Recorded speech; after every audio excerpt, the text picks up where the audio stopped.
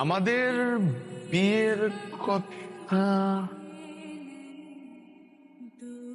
আমি কি কখনো তোমাকে বলেছি যে আমি তোমাকে বিয়ে করব? না, আমার তো এরকম কিছু মনে পড়ে না। অবশ্য না, আমি তোমাকে ভালোবাসি, তুমিও তো আমাকে ভালোবাসো। তো ভালোবাসলে তো বিয়ে করতেই হয়, কিন্তু না, সরি, আমি তোমাকে বিয়েটাই করতে পারবো না। সরি।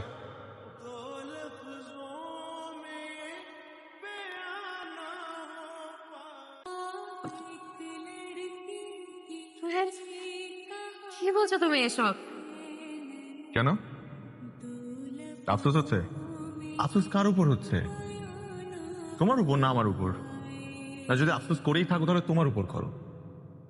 কত বড় একটা ভুল করে ফেললে তুমি আবারও।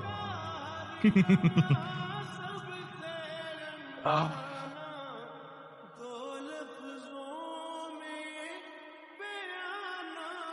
আচ্ছা, তোমারও কি কখনো জানতে ইচ্ছে হয়েছে যে আমি হুট করে তোমাকে বিয়ের আসর থেকে তুলে নিয়ে আসলাম, তোমার বিয়ে ভেঙে দিলাম?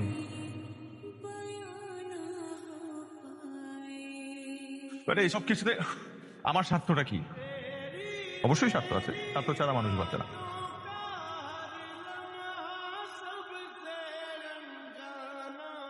স্বার্থটা হলো, আমি যদি তোমাকে না পাই, তোমাকে আর কেউ পাবে না, নো ওয়ান।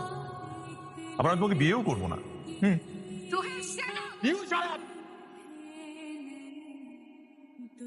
আমার কথা এখনো শেষ হয়নি, আরো অনেক কিছু বলার আছে আমার তোমাকে, এবং আমি সেগুলো বলবো তোমাকে, তোমার শুনতে হবে।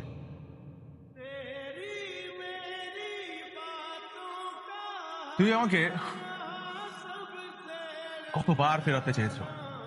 হুম, একটা বারও কি জানতে চেয়েছো যে কেন আমি তোমার কাছে ফেরত আসিনি?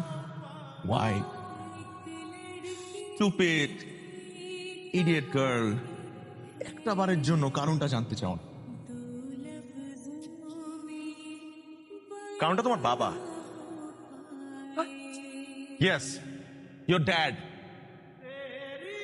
এত অহংকারী মানুষ হতে পারে? হ্যাঁ, একটা ছেলেকে না জেনে, তার পরিবার সম্পর্কে কিচ্ছু না চিনে just কথা দিয়ে মাটির সাথে মিশিয়ে দিল।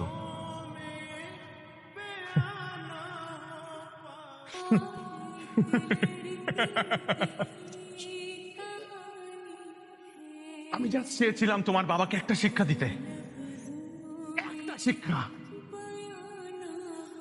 সে তো আমাকে অপমান করেছিল চার দেয়ালের মাঝখানে, আর আমি তাকে অপমান করেছি পুরো